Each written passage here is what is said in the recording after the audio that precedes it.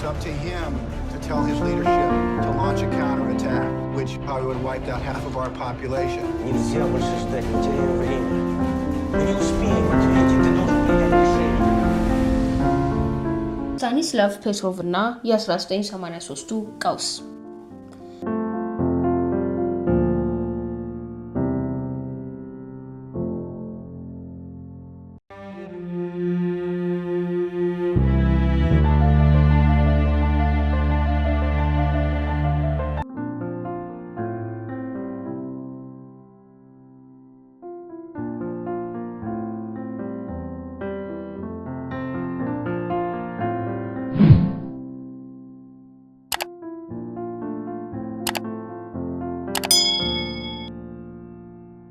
በ1983 ዓመተ ምህረት በቀዝቃዛው ጦርነት ታሪክ ውስጥ ከታዩት እጅግ አደገኛና የውጥረት ጊዜያት አንዱ ነበር።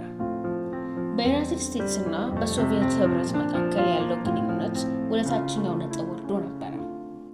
የዩኤስ ፕሬዝዳንት ሮናልድ ሬገን የሶቪየት ህብረትን የክፋት ግዛት ብለው የሰየሙበት ወቅት ሲሆን ሁለቱም ሀያላን ሀገራት አዲስ ሚሳኤሎችን በመትከልና የኒውክሌር ጦርነት ስጋትን ከፍ በማድረግ ላይ ነበሩ። በዚህ የከረረ ውጥረት ውስጥ እያንዳንዱ ወገን የሌላውን እንቅስቃሴ ለመከታተል የተራቀቁ የክትትልና የማስጠንቀቂያ ስርዓቶችን አሰማርቶ ነበር። በሞስኮ አቅራቢያ በሚገኘው ሰርፑኮቭ 15 ተብሎ የሚጠራው የሶቪየት የኒውክሌር ማስጠንቀቂያ ማዕከል የሶቪየት ህብረትን ከሚሳኤል ጥቃት ለመጠበቅ ወሳኝ ሚና ይጫወት ነበር። የዛሬው ታሪካችን ጀግና ሌተናንት ኮሎኔል ስታኒስላቭ ፔትሮቭ ነው። ፔትሮቭ በሰርፑኮቭ 15 የጸረ ሚሳኤል መከላከያ የትዕዛዝ ማዕከል የፈረቃ ኦፕሬሽን ኃላፊ ነበር። ተግባሩም ቀላል ነበር። የሶቪየት ህብረትን የሚያስፈራ የውጭ ሚሳኤል ጥቃት ቢከሰት የክትትል ስርዓቶችን መቆጣጠርና የጥቃቱን እውነተኝነት ካረጋገጠ በኋላ ወዲያውኑ ለከፍተኛ አመራር ሪፖርት ማድረግ። ሪፖርቱ ወደ ፖሊስ ቢሮና ለኮሚኒስት ፓርቲ መሪ ዩሪ አንድሮፖቭ ይተላለፍ ነበር። ይህ ሪፖርት ደግሞ የምላሽ ጥቃት ወይንም ሪታሊዮተሪ ስትራይክ ውሳኔነትን ያስከትላል። መስከረም 26 1983 ምሽት ፔትሮቭ የተለመደ ፈረቃ ላይ ነበር። ምሽቱ ጸጥ ያለ ነበር። ነገር ግን በልቡ ውስጥ የቀዘቀዘው ጦርነት የፈጠረው ከባድ ስሜት ነበር።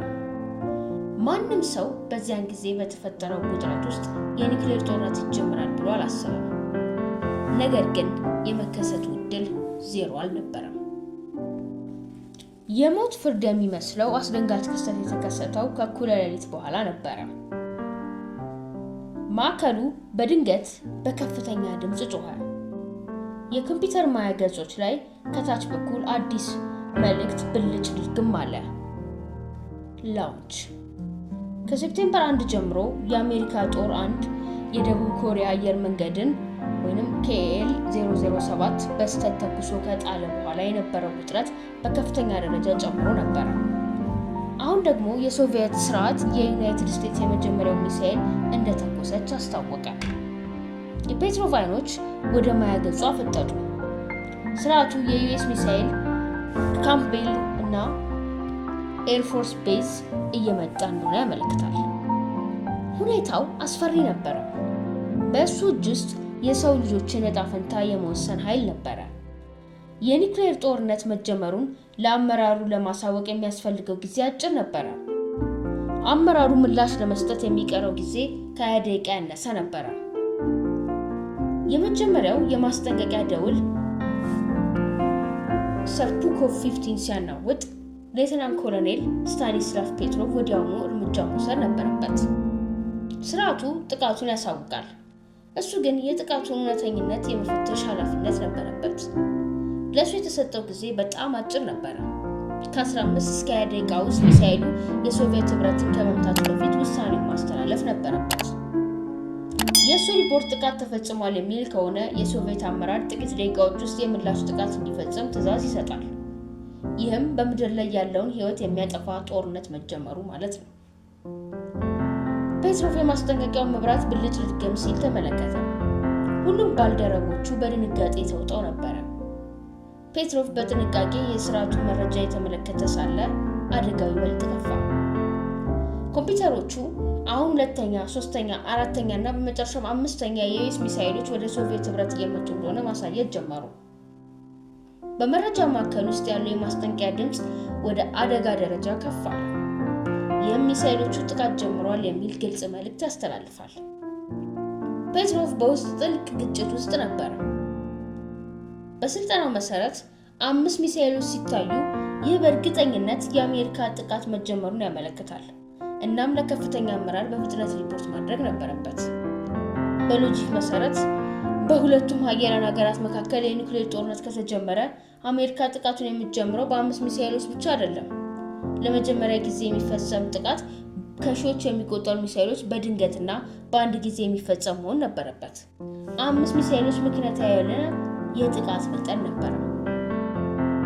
ፔትሮቭ የስልጠናውን ደንቦች በመጣስ በምክንያታዊ አስተሳሰብና በሎጂክ ላይ ለመመካት ወሰነ። 5 ሚሳኤሎች ግዙፍ ለሆነ ለኒውክሌር ጦርነት መጀመር በቂ አይደሉም። ጦርነት ቢነሳ ዩኤስ ሁሉንም ሚሳኤሎቿን በአንድ ጊዜ ልትጠቀም ትችላለች። የስርዓቱ አለመተማመን ፔትሮቭ የሶቪየት ማስጠንቀቂያ ስርዓት በአዲስ ቴክኖሎጂ ወይም ሳተላይቶች ላይ የተመሰረተ በመሆኑ ቀደም ባሉት ጊዜያት የሐሰት ማስጠንቀቂያዎች የመስጠት አዝማሚያ እንደነበረው ያውቅ ነበር። እሱ ባልደረቦቹ የፈጠሩትን ግፊት ችላ በማለት በፍጹም መረጋጋት ለከፍተኛ አመራር የሰጠው ሪፖርት የስርዓት አለመሳካት ወይንም የሐሰት ማንቂያ የሚል ነበር። ስታኒስላቭ ፔትሮቭ በኋላ እንደተናገረው ሁሉም የኮምፒውተር ማያ ገጾች አደጋ ሲሉ ብቸኛዋ የማደኛ ምሰሶዬ የሰው ልጅ የሎጂክ አስተሳሰብ ነበረ። ጥቃቱ በ5 ሚሳኤሎች ሊጀመር አይችልም ብዬ አሰብኩኝ። የፔትሮቭ ውሳኔ ትክክል ነበር። በአጭር ጊዜ ውጥረትና ፍተሻ በኋላ ከሳተላይት የተላለፈው ማስጠንቀቂያ የሐሰት እንደነበር ተረጋገጠ። የሐሰት ማስጠንቀቂያ የተፈጠረው በብርቅዬ የፀሐይ ብርሃን ሁኔታ ምክንያት ነው። የሶቪየት ሳተላይቶች የዩኤስ ሚሳኤል ማስወንጨፊያ ጣቢያዎችን የሚመለከቱበት መንገድ በዚህን ጊዜ በሳተላይቶቹና በምድር መካከል በተከሰተ የፀሐይ ብርሃን ነጸብራቅ ምክንያት ስርዓቶቹ የፀሐይ ብርሃንን እንደተነሳ የአሜሪካ ሚሳኤል ሞተር እሳት እንዲተረጉሙ አድርጓቸዋል። ስታኒስላቭ ፔትሮቭ የሰው ልጆችን ከኒውክሌር ጦርነት አደጋ ቢያድንም ድርጊቱ ለዓመታት በሚስጥር ተይዞ ነበር። የሶቪየት ከፍተኛ አመራር የዚህን ክስተት ዝርዝር መረጃ በውስጥ ብቻ እንዲቀመጥ አደረገ። የሶቪየት የቅድመ ማስጠንቀቂያ ስርዓት በ100 ሚሊዮኖች የሚቆጠሩ ሩብል ወጥቶበት የተገነባው በቀላል የፀሐይ ብርሃን ነጸብራቅ ምክንያት ትልቅ እሳት መስራቱ ለሶቪየት መንግስት ከባድ የቴክኖሎጂ ውርደት ነበረ። ይፋ ቢደረግ ኖሮ የስርዓቱን አስተማማኝነት የሚጠይቁ ጥያቄዎች ያስነሳ ነበረ። ፔትሮቭ የስራውን መመሪያ በመጣስ የኮምፒውተሮቹን መረጃ ሙሉ በሙሉ አለመቀበል በራሱ ሎጂክ መተማመኑ የሶቪየት ወታደራዊ ተዋረድ ስርዓትን ተቃርኖ ነበረ። ምንም እንኳን ውጤቱ ዓለምን ማዳን ቢሆንም የሶቪየት ወታደራዊ አመራር እንደዚህ ያሉ የግል ውሳኔዎችን የሚያበረታታ አልነበረም። በውጤቱም ፔትሮቭ ለድርጊቱ ይፋዊ ምስጋና ወይም ቅጣት አላገኘም። ይልቁንም ለተከሰተው የስርዓት ውድቀትና ለተፈጠረው መረበሽ በውስጥ በኩል ተቀጣ። ከጥቂት ወራት በኋላ ወደ ዝቅተኛ ኃላፊነት ተዛውሮ ጡረታ ወጣ። የፔትሮቭ ታሪክ ለመጀመሪያ ጊዜ ይፋ የሆነው የሶቪየት ህብረት ከፈረሰ በኋላ ነበር። በ1990ዎቹ አጋማሽ በወቅቱ የፔትሮቭ አለቃ የነበረው ጀነራል ቮንቲንስኪ ታሪኩን ለሩሲያ ጋዜጠኞች ይፋ አደረገ። ዓለም አቀፉ ማህበረሰብ የደረሰበትን የአደጋ መጠንና የዚህን ሰው ድርጊት ሲያውቅ አስደናቂ የሆነ ምላሽ ሰጠ። በ2006 ፔትሮቭ ወደ ዩናይትድ ስቴትስ ተጉዞ በኒውዮርክ በተካሄደ የዓለም አቀፍ ስብሰባ ላይ ዓለምን ያዳነ ሰው የሚል ሽልማት ተቀበለ። በ2013ም የተባበሩት መንግስታት ድርጅት ባደረገው ስብሰባ ላይም ተሳትፏል። ታሪኩ ዘ ማን ሁ ሴቭድ ዘ ወርልድ በሚል ርዕስ ወደ ዘጋቢ ፊልም ተቀይሯል።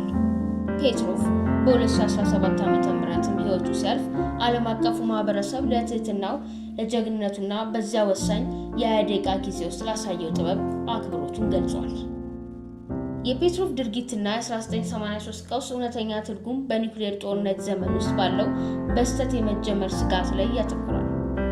ሁለቱም ወገኖች በራስ ስር በሚሰሩ ስርዓቶች ላይ ከመጠን በላይ በመተማመን አንድ ቀላል ቴክኒካዊ ብልሽት ወይንም የሰው ልጅ ስህተት ዓለም አቀፋዊ ጥፋትን ሊያስከትል እንደሚችል ይህ ክስተት አሳይቷል። ምንም እንኳን የስታኒስላቭ ፔትሮቭ ታሪክ በሶቪየት ዘመነ መንግስት ተደብቆ ቢቆይም ሲገለጥ ግን ከቀዝቃዛው ጦርነት እጅግ አስፈላጊ የሆኑ የሞራል ታሪኮች አንዱ ሆኖ ተገኝቷል። የእሱ ድርጊት ከወታደራዊ ግዴታ ይልቅ የሥነ ምግባር ግዴታን ማስቀደም ምን ያህል የሰው ልጅን ሊታደግ እንደሚችል በግልጽ አሳይቷል። የእርግጠኝነት ወጥመድ። በዚያ ወሳኝ ምሽት የሶቪየት ስርዓት የማሽን ሎጂክ ጥቃቱን 100% እርግጠኝነት ደጋግሞ አረጋግጦ ነበር። ፔትሮቭ ግን የሰው ልጅን የማሰብ ችሎታ በመጠቀም አውቶማቲክ ውሳኔን ከመቀበል ተቆጠበ።